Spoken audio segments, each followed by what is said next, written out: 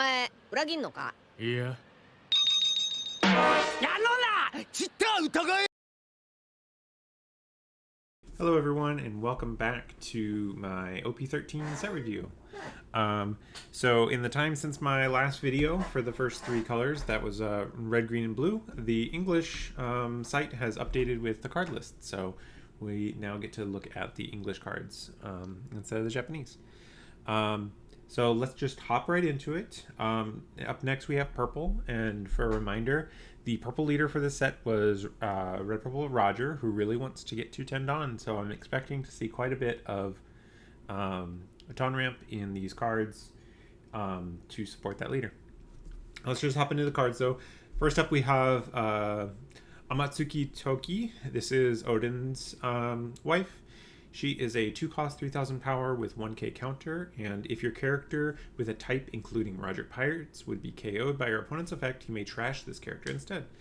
So another protection ability. These are coming pretty common in a lot of different colors and a lot of different archetypes. So good to see this one here. These are always at their best when you can play them out for free off of something else, because their effects are usually a little bit much if you have to pay full cost for them. Unless they're 2Ks, but this one's just a 1K, so probably better if you can get some way to play it out, or if you have something really important you want to protect. Moving on to the next card, we have Inu Arashi, who is a 3-cost 3,000 power with 1k counter, and on play, if you have any Dawn cards given, add up to 1 Dawn card from your Dawn deck and rest it, then KO up to one of your opponent's characters with a cost of 1 or less. So that if you have any Dawn cards given line is pretty common on these Odin or the Roger cards, if I remember correctly from my reviewing Japanese meta stuff.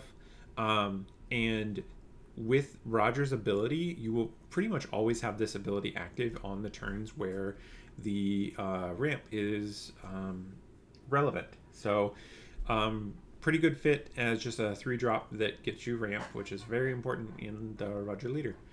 I don't know if this one makes the cut because it has such it has a weak body, but it is definitely another option if you need to round out all of your ramping effects. Moving on to the next one, we have Crocus, who is a 5-cost 6,000 power with 1k counter, and on play, if you have any Dawn cards given, add up to 1 Dawn card from your Dawn deck and set it as active. And then, when attacking, return up to one of your opponent's characters with a base power of 3,000 or less to the owner's hand. So again, with the active or the ramping ability, this is going to be very common on the thing. I think almost all of the Roger Pirates cards do have this. And then when attacking here, this is pretty weak, but for no investment on a body that's already wanting to attack, this is probably pretty reasonable just to have it on there. And then you just realize that it's not as often going to come up, because bouncing those weaker cards, unless they're blockers, they're probably searchers, which is not necessarily something you want to give to your opponent. So that one is a Crocus.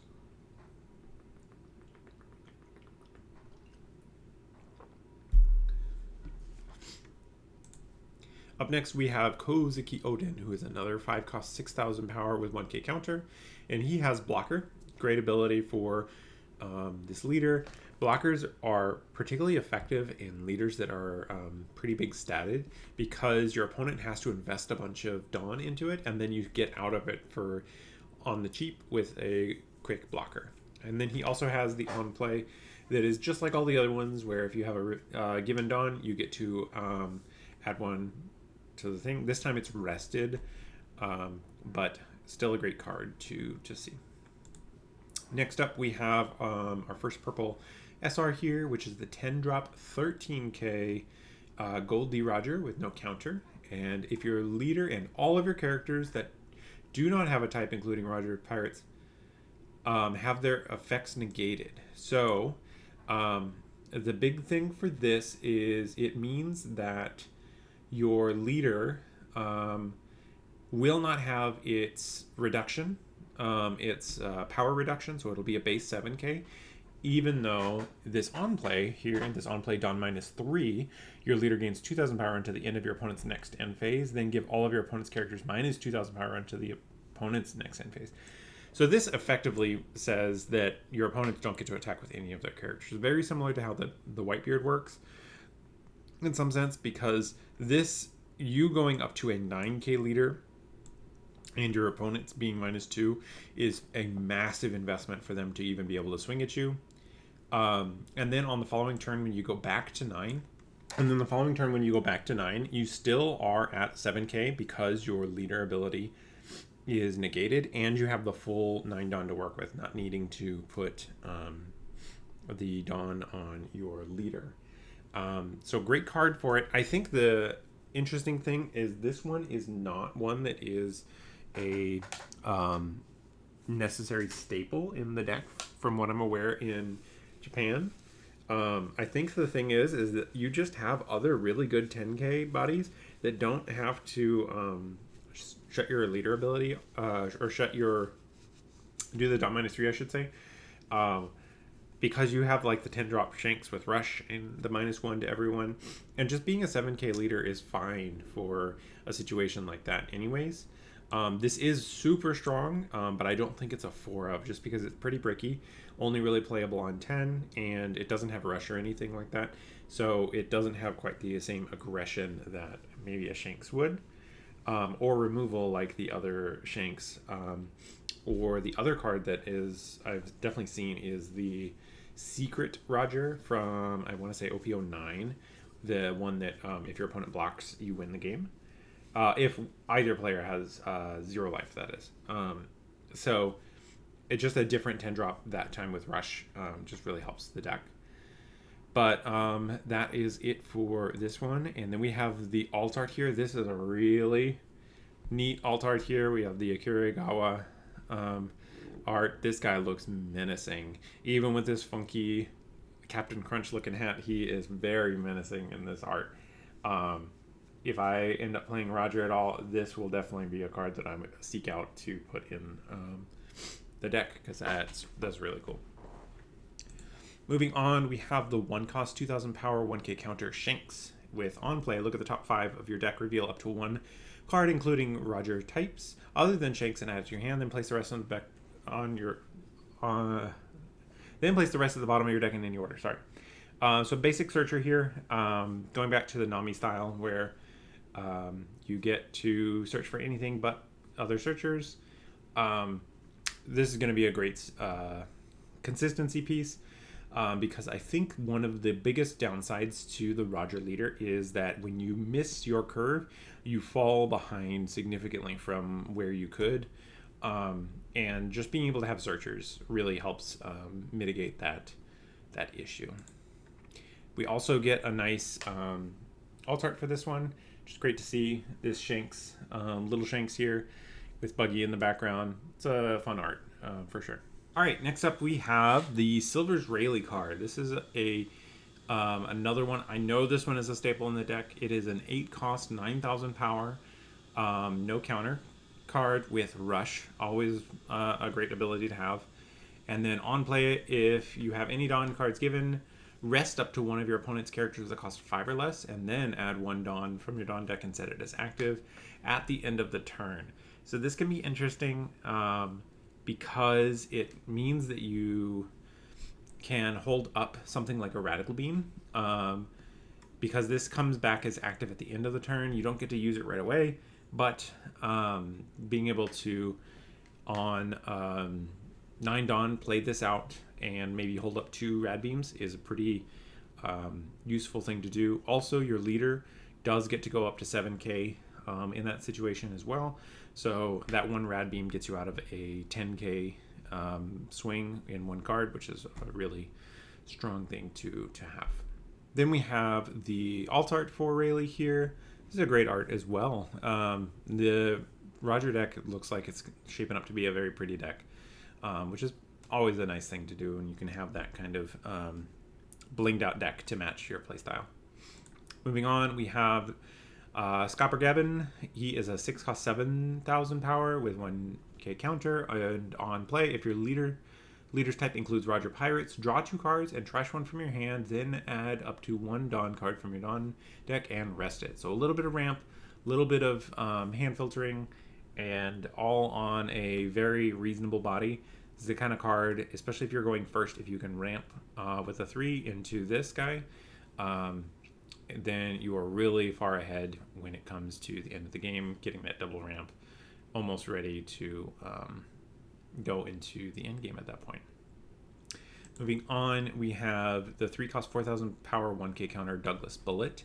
And if you have 8 or more Dawn cards on your field, this character gains plus 2,000 power, so making him a 3 cost 6,000, which is above rate. And then on play, if your leader's type includes Roger Pirates, add up to 1 Dawn from your Dawn deck and rest it. So if you happen to play this out on 7, he would immediately be that 3 cost 6k, and you would still have 4 Dawn left to play another card, which is a pretty reasonable thing for the deck. Yeah, I don't know if this one makes the cut all the time, but it is a pretty solid card, especially at that 3 cost, where it may be more difficult to get all of your ramp going. Next up, we have Tom, who's a 2 cost 2k, 1k counter with on play Dawn -1. Add up to 1 stage card with a cost of 3 or less from your trash to your hand. So the intention with this one is pretty obviously for the Galila company for Iceberg. But any deck that has a stage that can work with this can be a great way of recurring your stage that gets destroyed. We don't have very much in the way of stage removal at this point, but I would not be surprised with one of the cards that we'll get into later, Emu and his stage. If we see more stage removal in the future, I would not be surprised in the slightest, because being able to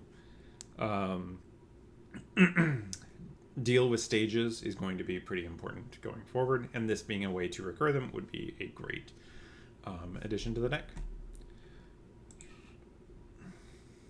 Next up, we have Napoleon, who's just a vanilla here for 5 costs with 7,000 power.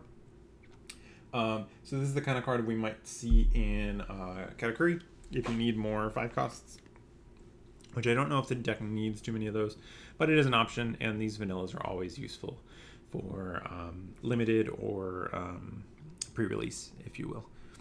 Moving on to the next one, we have Nekomamashi, who's a 3 cost 3,000 power 2k counter.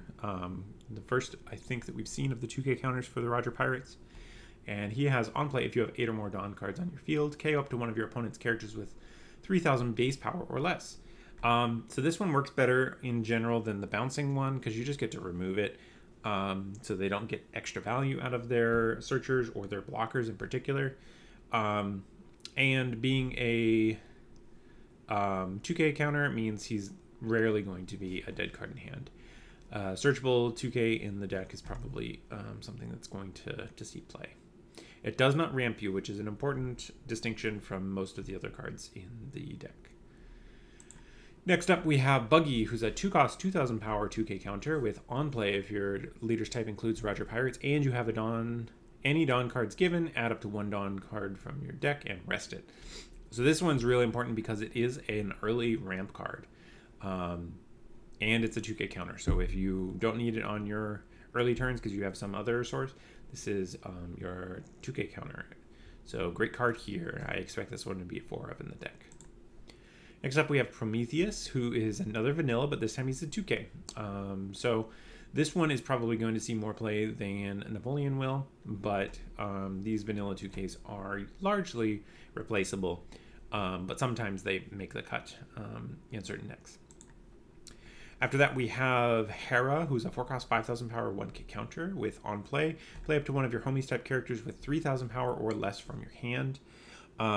This one would work reasonably with the original homies, which are specifically Linlin cards. They all buff up Linlin, so I could see this one being in a yellow-purple deck. Maybe Pudding, where your focus on your threats is all Linlin type characters. Maybe like the 6k from, or the 6 cost from the starter deck, and so on. Probably not one I would expect to see very often, but if you are going to see it, it's going to be in that style deck, I would expect. Next up, we have our first event for purple, which is Guess we'll have another scrap. You can only risk death while you're still alive. Which is quite a mouthful. It's a one-cost event. With main, you may rest one of your Dawn cards if your leader is Gold Roger, and you have any Dawn cards given, add up to one Dawn card from your Dawn deck and rest it. So 2-cost ramp, pretty good for Roger, because on his 3 Dawn turn, he will only usually have 2 of it valid for him. And then just being a counter event later in the game works a lot of ways like the buggy does. The exception being that you have to hold the Dawn up for it, and you get a little bit of extra counter for your thing. I don't know if this one sees play. It seems like it's probably on the edge of playable, but it might be edged out by other better cards. Next up, we have Divine Departure. It's a 0-cost event. With main, you may rest 5 of your Dawn cards. If your opponent has any... If you have any Dawn cards given, give up to one of your opponent's characters minus 8,000 power during this turn. So you just wipe someone out just about. It does not KO, which is a little surprising because I believe Shanks's Divine Departure does. But I guess the thing with this one is the depicted event here is against Odin, and Odin does not die, whereas presumably Kid, who we see Shanks use his on, does. Then it's also a counter event, and this one's interesting. This is the first time I've seen one of these main counter ones where it's not just it's not just +3 to leader. This one is just a regular old 0-cost event. It does everything that other 0-cost events, the 0-cost counter events do. And so this is a pretty interesting card. This is great. These cards are great for getting rid of bricks. Essentially turning your bricks into 1Ks, while this also counts as a 2K, which is a pretty strong place to be. And then the ability to just nuke something to make it very KOable this is a pretty reasonable card. I haven't paid attention to the exact Roger list to see if they play this, but this does seem like a great card.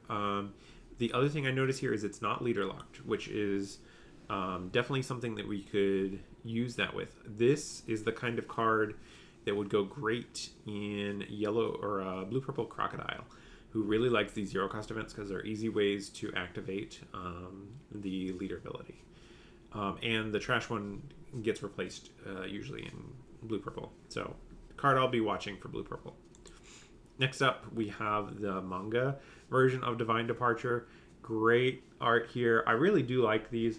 I'm still looking for my first one. I have not opened any of them in my boxes since they've come up with these, and I'm definitely looking forward to it. The other thing that's really neat with this one is they squished over the text so that the Divine Departure text bubble does fit where it is there. So I kind of appreciate that they adjusted the typesetting of the card just to accommodate that really impactful frame there.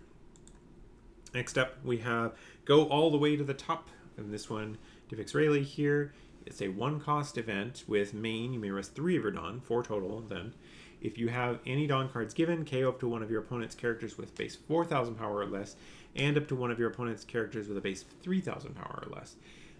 So this one does not work with power reduction, which is important for a lot of different synergies in red and purple.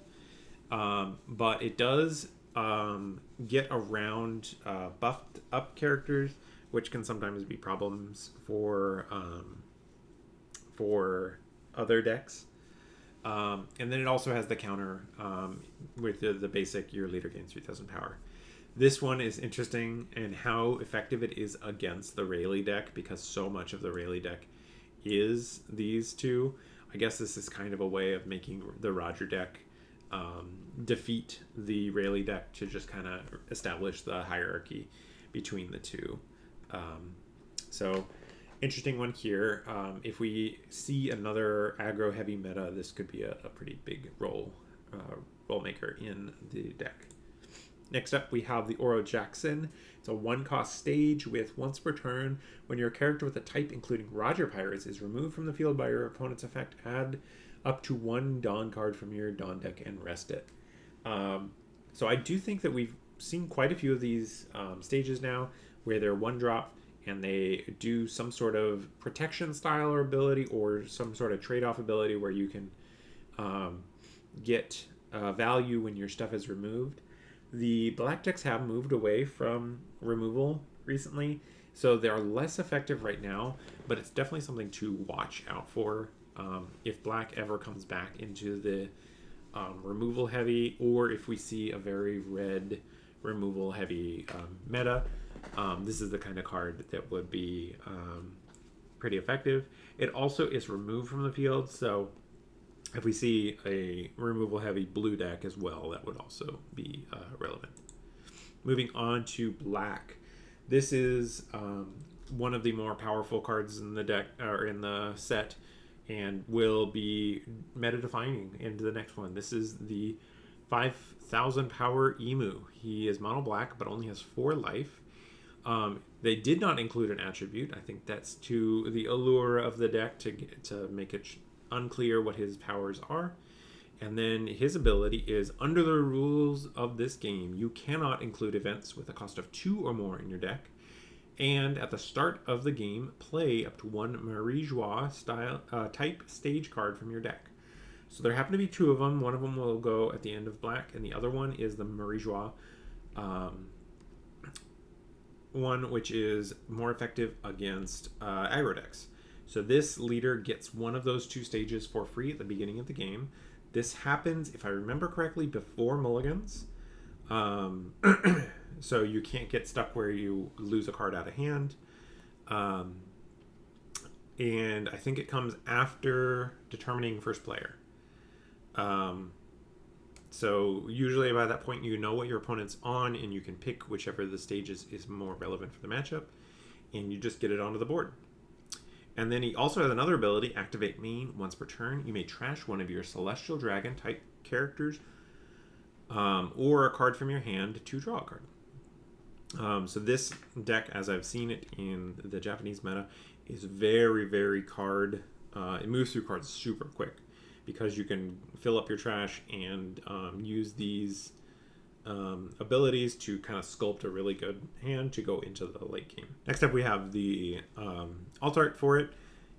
There's almost no detail in it, but that's exactly what Emu needs. I expect to be seeing quite a few of these across the table. At my locals, there are at least a couple people who've expressed interest in playing Emu. So we will see where that goes. First up in black, we have Saint Ethan Baron v. Nustro, who is a 6-cost, 5,000 power, 1k counter with, if you have 7 or more cards in your trash, this character cannot be removed from the field by your opponent's effects and gains rush. And when attacking, if you have 10 or more cards in your trash, give up to one of your opponent's characters minus 2,000 power during this turn. So pretty solid effect. A little bit of removal in the sense that you can swing into your character with a rusher that reduces power. He's hard to remove. From what I've seen from the Japanese meta, getting 7 cards in your trash is super easy to do, and 10 is not much more difficult. So a very strong card for the deck. Next up, we have one of the alt arts for the deck. If I remember correctly, this is the mangaka or the artist for Jujutsu Kaisen. So picking these demonic guys, having the artist from a Demon Hunter anime is a pretty cool thing. And also we have these red lightning versions of the deck, which are extra rare, and yeah, they look real cool. Moving on to the next card, we have Koala, who's a 5-cost, 6,000 power, 1k counter with, if your leader has the Revolutionary Army type, this character gains +3 cost. And then Activate Main. Once per turn, you may place 1 card from your trash at the bottom of your deck.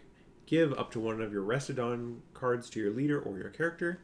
This one is real important for the Sabo deck that needs the both cost 8 and the Dawn on their leader. So this kind of meets all of those restrictions on a just reasonable body. So this is going to be a good value piece just for really setting up the most you can out of your leader ability for Sabo. After that, we have, this is one of the more important cards for the Emu deck. This is the 5 Elders. It's a 10 cost, 12,000 power with Activate Main. If your leader is Emu, you may rest one of your Dawn cards and trash one card from your hand. Trash all of your characters and play up to five Elders type character cards with 5,000 power and different names from your trash. So if you play this one out for one additional Dawn and a trashed card, you get to play one of each of the 5 Elders out from the trash onto the battlefield. And as you'll see, when they're all kind of assembled, you get a lot of extra value. Even when you don't hit all 5, you're still getting a whole bunch of strong effects.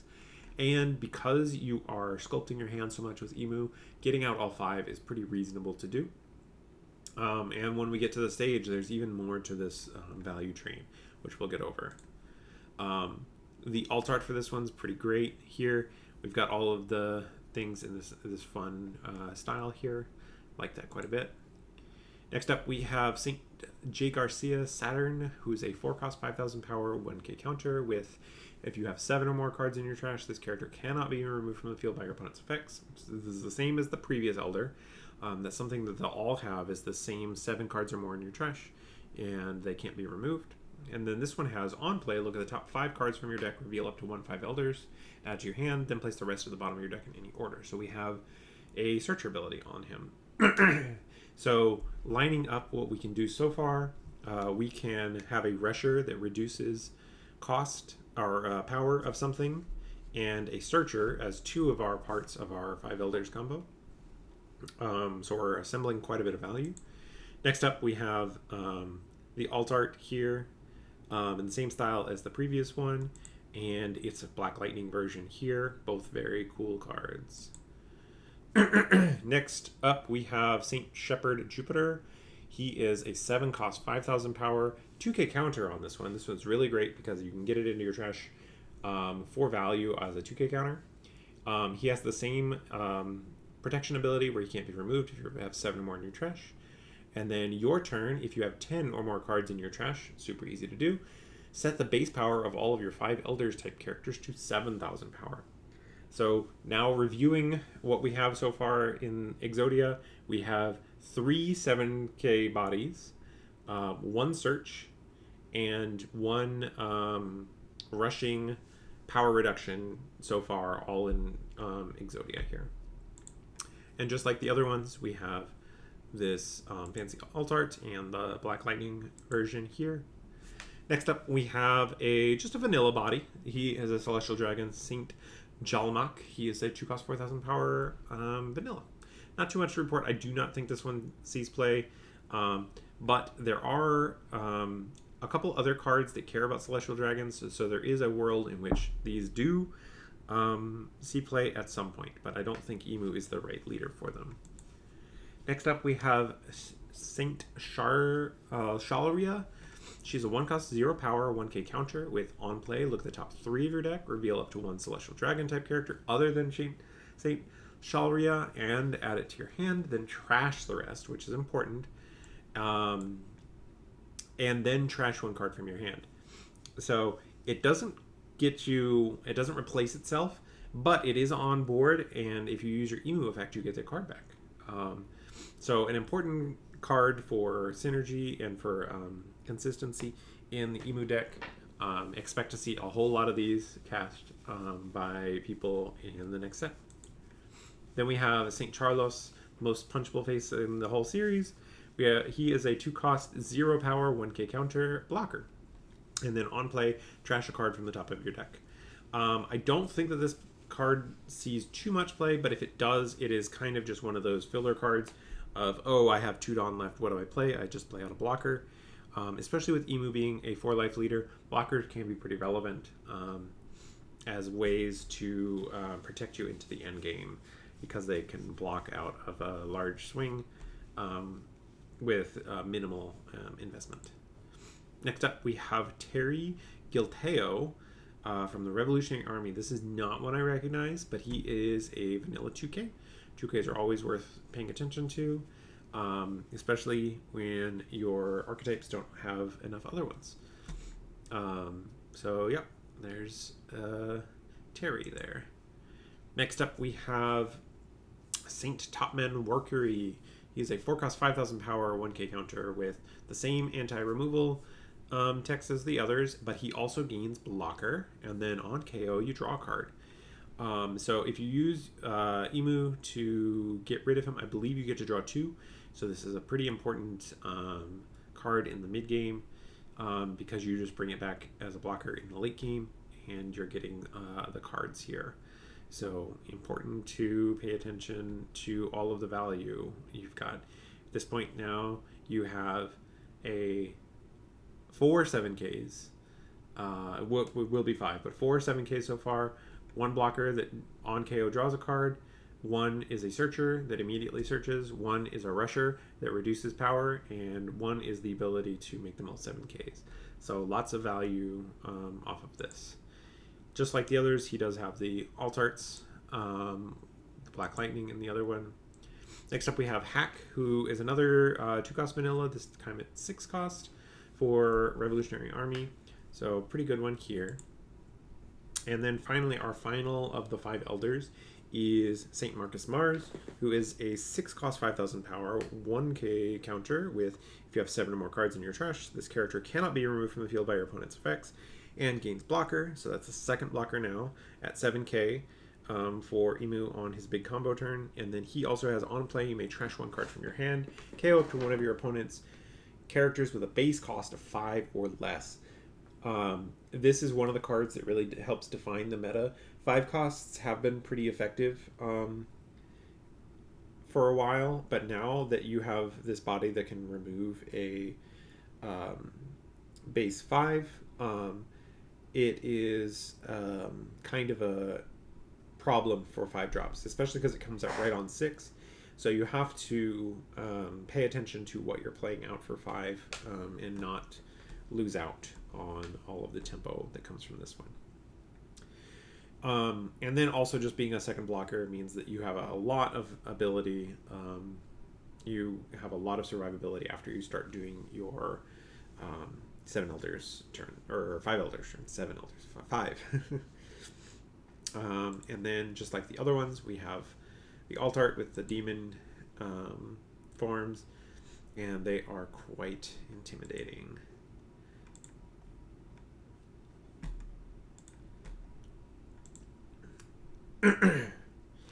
Finally, after finishing up all of our other elders, we are going back to just some regular old celestial dragons. We have here Saint Mjosgard, who is a 2-cost 0 power 2k counter with on play, if you have 3 or less life cards, play up to 1 Mary Joie type stage with a cost of 1 from your trash, which is important as a way of getting back your event or your stage that you might need for the end game. And yeah, there aren't a whole lot of ways to remove it, but there are a couple, and being able to get them back after you lose it is pretty important. Especially being on a 2k is a good trade-off when you don't need it.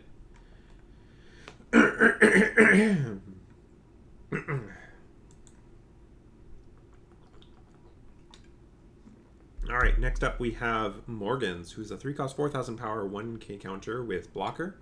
And on play, draw 2 cards and trash 2 cards from your hand. Good Kaya style ability. Great. These kinds of cards are great for kind of sculpting your hand. Really good with decks that really want specific cards in their trash.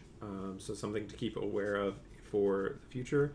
And just being a blocker, this is a pretty standard stat line for a blocker. So a lot of things to like if you are in the market for a blocker around this cost. Next up we have York, who's a 1-cost 1,000 power 1k counter with on play up to one of your Celestial Dragons type character gains plus 2,000 power during this turn. Kind of a little thing you could add here. It doesn't have any of the searchable types for Celestial Dragons, but especially if you find yourself in a particular spot where you need to be a little more aggressive, I could see this being a card that you might want. Not having a 2K counter is pretty big downside to it, because this is exactly the kind of card that you would want to be a 2K counter. But it's an option, especially if you are looking at it for sealed. Next up, we have Saint Roseward, who is a 3-cost 0 power 1K counter. With on play, you may trash one card from your hand. If you have only Celestial Dragon type characters, KO up to 2 of your opponent's characters with a base cost of 3 or less. So this is very strong at getting rid of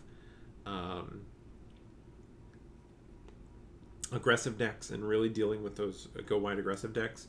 I don't know how many copies Emu might run of this one, but this would definitely be a card you would expect to see in metas where you are expecting a lot of aggro, which I think is quite effective into Emu because he's only a 4-life leader.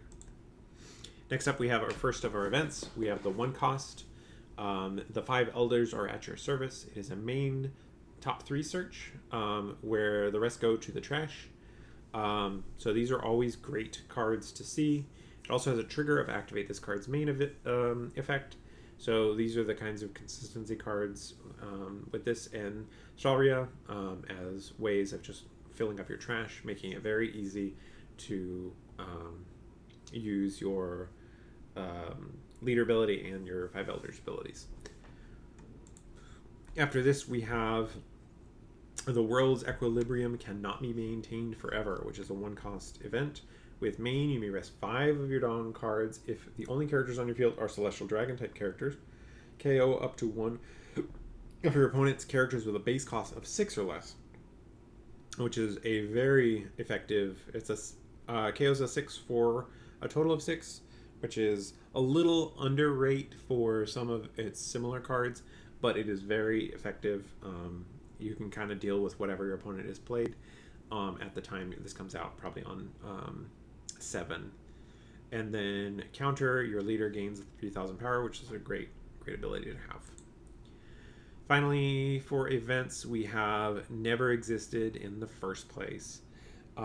This is a 1-cost event again. You may rest main, you may rest 1 of your Dawn cards if your leader is Emu. KO up to 1 of your opponent's stages with a cost of 7. So only 2 costs to KO an opposing stage, and then counter if your leader is Emu. Up to 1 of your leaders or characters gains 4,000 power during this battle. So very effective event here, leader locked into Emu. Final card for the black color here is the Empty Throne, which is our stage. This one's pretty pivotal for the deck. It is a 7-cost stage, but remember, with the Emu leader ability, you get to have it out right away. And the abilities on it are your turn. If you have 19 or more cards in your trash, your leader gains 1,000 power. This is during your turn, so it means your Emu swings as a 6K. And then activate main, you may rest this card and 3 of your Dawn cards. Play up to 1 black 5 elders type character with a cost equal to or less than the number of Dawn cards on your field from your hand. So what this really sets up is in the end game, when you're on 10 Dawn, you can pay 3 and tap this to play out the Elder. You can pay 1 more to activate the Elder's ability, and right away you have assembled all 5 of your guys on only 4 Dawn.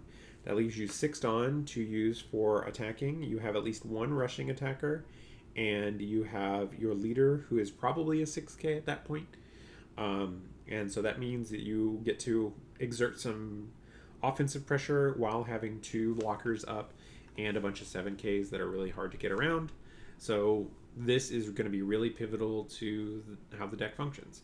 And this exactly right here is why I expect there will be some stage removal in the future here. And we'll see how it works. If the rumors are true that we're getting another Straw Hat in OP13, the 2 that they were talking about as possibilities would be Frankie and Brooke.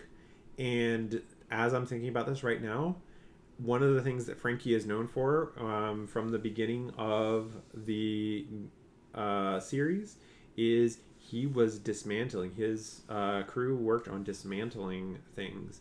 And how fitting would it be for Frankie to be the one who dismantles the empty throne and has some sort of stage removal style ability that could be real interesting, where you could either maybe destroy yours or your opponent's stage.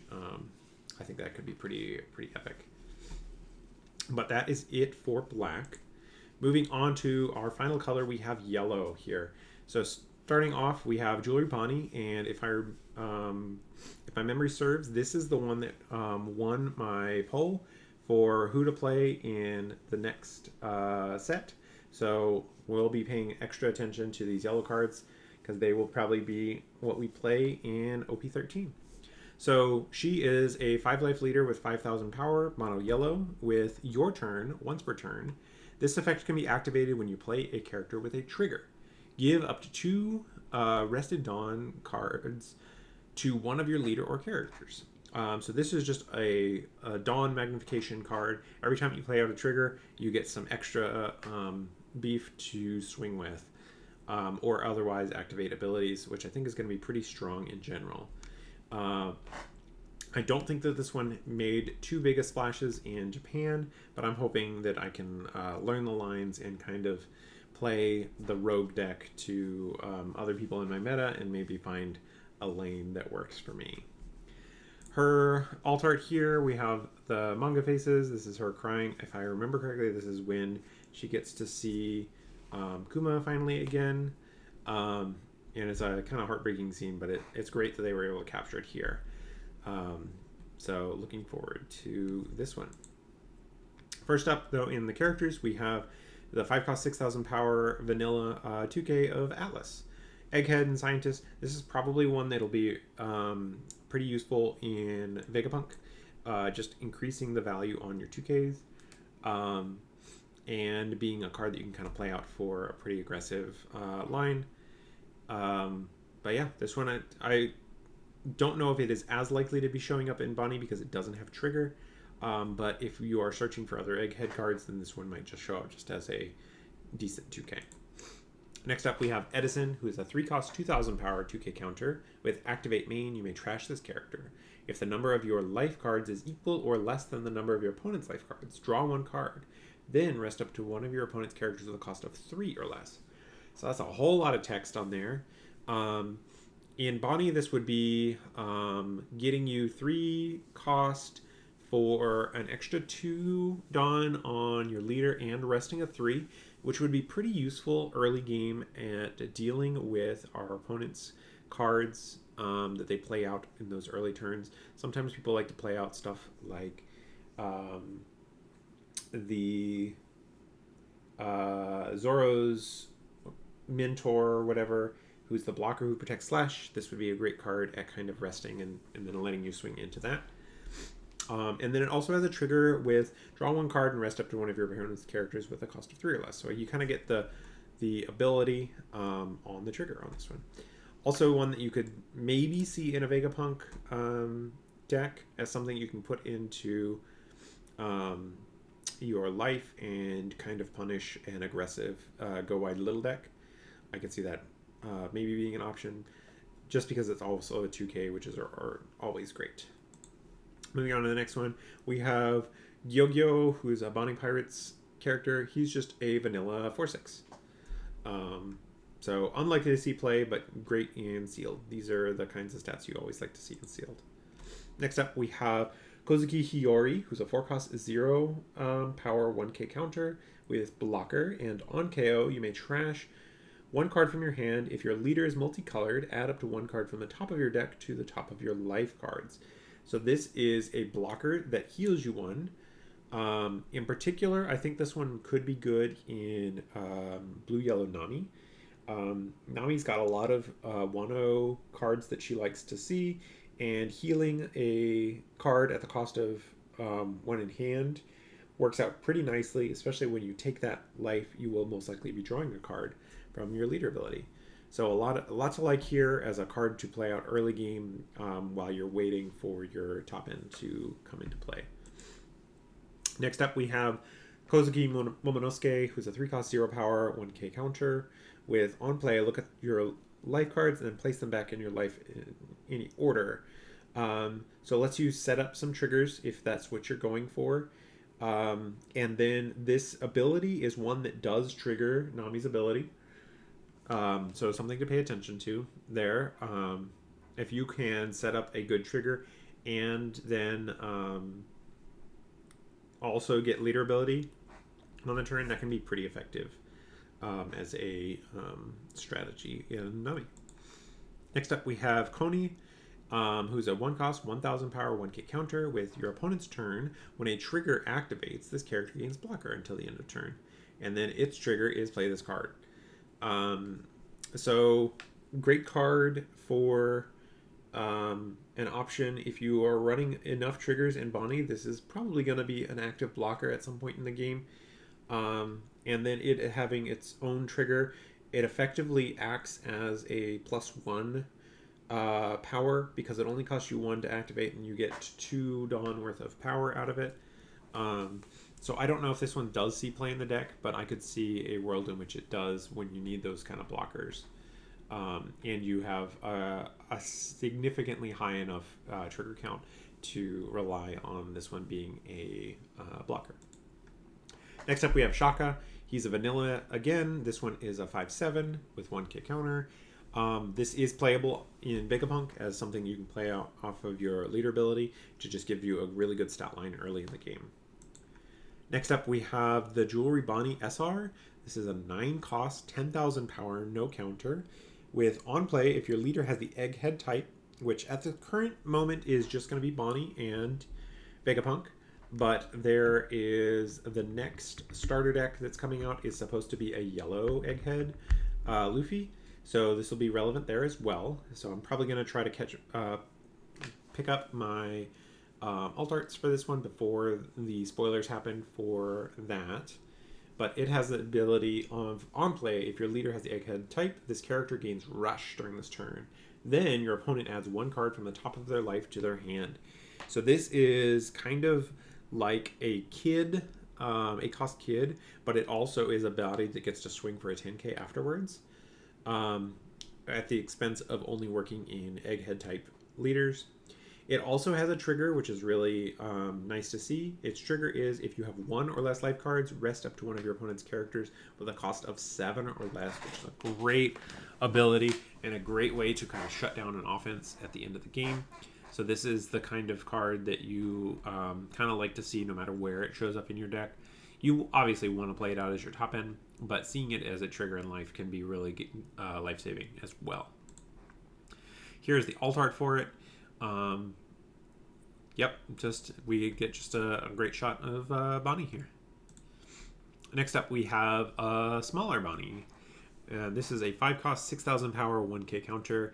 If this character be removed from the field by your opponent's effect, you may turn 1 card from the top of your life cards face up instead, and then it has trigger, draw 2 cards, and trash 1 from your hand.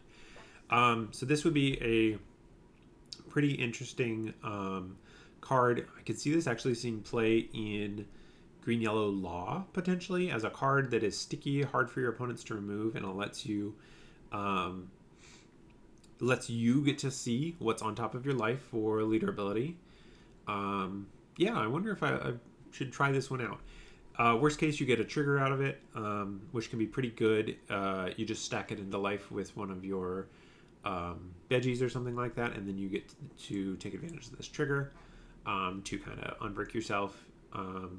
Yeah, there's a lot to like here. I don't know if it 100% makes the cut relative to the deck because it's not slash type, which is kind of where that deck has leaned, but one that I would probably want to do some testing with. All right, next up we have Stussy, who is a 7 cost, 7,000 power blocker, which is great as a baseline. And then on play, if your leader has Egghead type, play up to 1 character with a cost of 5 or less and a trigger from your hand. Love this style effect, kind of the late game, get to play out a couple bodies, which can be really important at kind of turning the corner and really getting the pressure on. Also, because the character has to have trigger, it will trigger the Bonnie ability, which is kind of what you want. Even though this one doesn't have trigger, it still enables you to use the leader ability on the turn that you're playing it. And then we have, ooh, this is a pretty good alt art for this one. Oh, it's a Peach Momoko. I should have I should have known that this one was going to be a pretty good one if I had known the artist. But another one that's great. I will try to pick this one up for alt arts as well. Next up, we have the 6 cost 7,000 power 2K counter Vanilla Pythagoras. This one I expect to see a lot less than the other ones because he's at 6 cost. He does not get to be played off of a Vegapunk ability. He doesn't have a trigger for Bonnie. I wonder if it'll be good for the yellow Luffy though. After that, we have the Vegapunk, who's a 1 cost 1,000 power 1K counter with, if you have 2 or more given Dawn cards, which you're using your leader ability should allow, this character gains blocker. So this is another one of those 1 cost 1K counter blockers with some sort of condition to it. These are sometimes good, sometimes not. I think it depends on where your deck falls on the end. It not having trigger can be pretty relevant, but the upside of being a really cheap blocker is not something you should ignore. After that, we have the Lilith, who's a 1 cost 2,000 power 1K counter with on play. Look at the top 4 cards from the top of your deck. Reveal up to 1 card with a trigger other than Lilith and add it to your hand. Then place the rest at the bottom of your deck in any order. This does search for your Bonnie, which is an important thing to look for. And searchers other than Lilith, that's pretty reasonable to get. This is one that I would consider potentially running in Robin, especially if you can find a top-end card that works well with a trigger on it. So one I will be paying attention to. It also has a trigger of activate this card's on play. Great place to be. Has a pretty good alt art as well here. So another card to be picking up. This is looking like it's probably going to be an expensive deck for me to pick up the Bonnie cards, but I am hoping that between these cards and the yellow Luffy deck that there may be room for a Robin rebuild that relies on all of these trigger cards and some Straw Hats out of the potential starter deck. Next up, we have S-Snake, who's a 4 cost 5,000 power 1K counter with on play and when attacking. You may turn 1 card from the top of your deck from the type of your life cards face up. Give up to one of your opponent's characters minus 2,000 power during this turn. So this can be pretty relevant, especially because when you play this out, you will be giving your opponent minus 2, and you'll be giving at least your leader plus 2 because it's a trigger body. And that's pretty relevant as ways to clear things that are sometimes hard to clear otherwise. It also has a trigger of you can trash a card from your hand to play this card. This can be good for if you have enough counter, kind of inverting on your opponent and getting a really good tempo swing where your opponent wasn't expecting to need to protect from lethal, and then you triggered this out and you get it go for lethal because of it. So definitely a strong trigger there. It also has an alt art. This one I'm a little less sold on, but it is still pretty good in the deck. So even more alt arts that I have to pick up for Bonnie. After that, we have our first event in yellow, which is a 2 cost paper art after image, which is a counter event with up to one of your leaders or characters gains 3,000 power during this battle. Then if your opponent has 2 or less life cards, up to one of your leader or characters gains 1,000 power during this turn with the trigger of draw a card.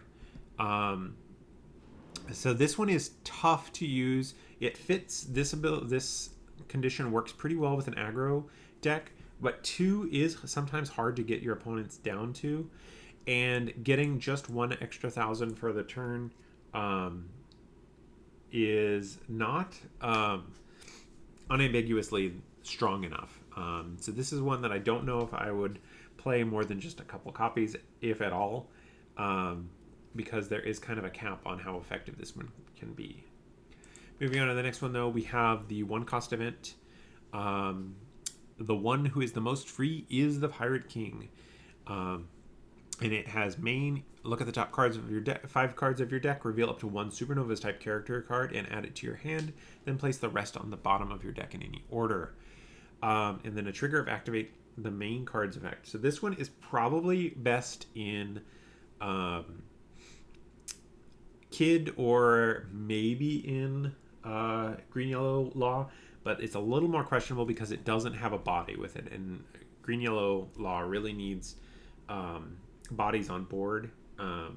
But having a good trigger is a great place to be, and finding your Cavendishes and your laws with more efficiency is definitely something worth investigating. Moving on to the next one, we have the 5-cost event Gum Gum Dawn Stamp with main. You may turn one card from the top of your life cards face up, KO up to one of your opponent's characters with a base cost of 6 or less. So this is pretty good at removal. You get efficiency at 5 to get rid of a 6, and at a relatively low cost here. It also has a pretty good trigger just to draw one card, so it's not usually going to be a dead card when you see it in your life. Yeah, a lot of things to like on this one. Moving on to the secrets, we have the 6-cost 7,000 power double attack Monkey D. Luffy with on play. If your leader is multicolored, set up to 4 of your Dawn as active. Then you cannot play character cards with a base cost of 5 or more during this turn.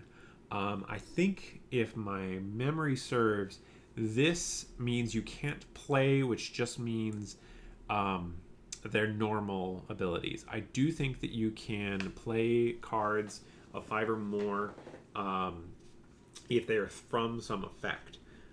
So like the Green Yellow Law, I think you can play out off of this. Or what's her name? Lim, the green purple Lim. I think she can play off of this, but I will double check the FAQ when it comes out so we can confirm that. Then we have the alt art, first alt art for this one, just a good Luffy alt art. The manga, because this is a set with several mangas, and then even more than that, we have the red manga, where we have the Isabo Luffy theming to the background here. Next up, we have the Ace, who's a 6-cost 7,000 power. If you have 3 or less life cards, this character gains Rush, and then on play, give up to 1 Rested Dawn card to your leader. Then you may return up to 1 of your opponent's characters with a cost of 5 or less to their owner's hand. If you do, your opponent plays up to 1 character with a cost of 4 or less from their hand. So you get to downgrade one of their characters, and that's assuming they have something. There's going to be some times where you get to just get this for free, where you get to return something to their hand, and they get nothing in return. On top of a body that is a 6-cost, a lot of times going to be Rush in Ace, and getting you an extra Dawn here. So there's a whole lot to like about this one for the Ace deck, or maybe some other decks that are frequently at 3 or less life, to where this is getting Rush, which is already a pretty reasonable ability if you are just getting the Rush and the Dawn on leader. Blue Yellow Nami is one that I would pay attention to with this one. Like with Luffy, we have an alt art for this one. We have a manga for this one.